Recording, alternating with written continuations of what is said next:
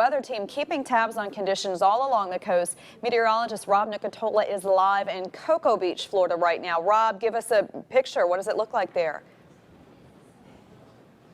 Well, I tell you what, it's nothing, Julie, I'd want to hit a 9-iron into, that's for sure. These winds fairly persistent, probably in the 30-mile-per-hour range, gusting closer to 40. And of course, 39 miles per hour, we start calling those tropical storm force winds. And we're still hundreds of miles removed from the center of the storm.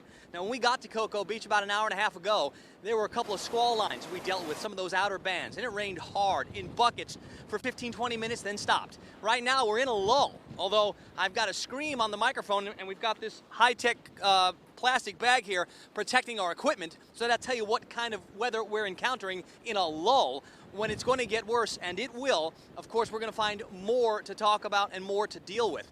A little surreal driving through Cocoa Beach. Nobody in town. A couple of people have actually been out here trying to swim in some of these lulls now, too. That's been interesting to watch, but definitely something we're all keeping our eyes on.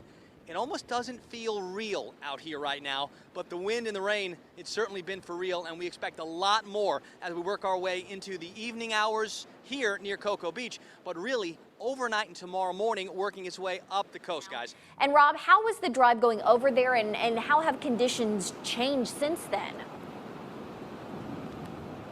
Well, you know, we've experienced like two different sets of conditions.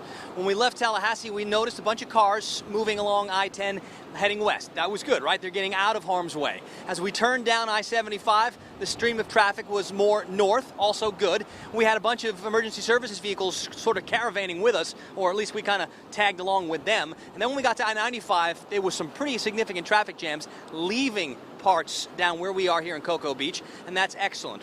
Over here in Cocoa Beach, it's almost like a ghost town. What we saw when we first got here was some pretty heavy squally rain conditions. Now it's just more steady wind in that 30 to 40 mile per hour range.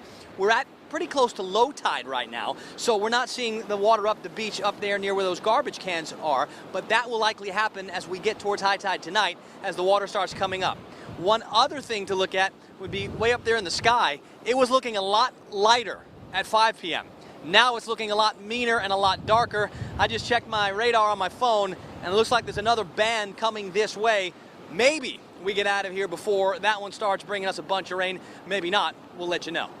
For sure for people there, Rob, have you seen many surfers braving this storm?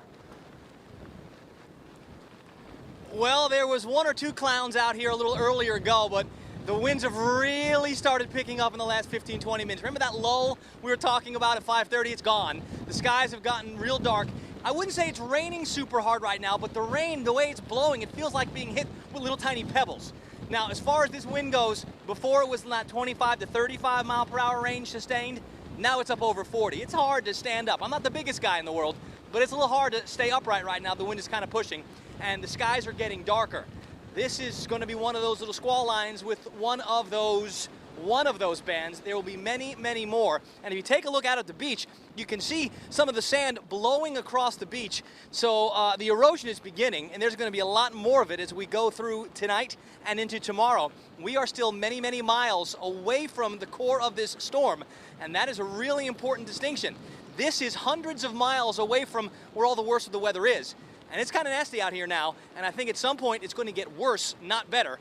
Hopefully, as we go through the next 36 hours, this storm will stay farther out to sea and not spread more of what I'm seeing here in Cocoa Beach, more inland, guys.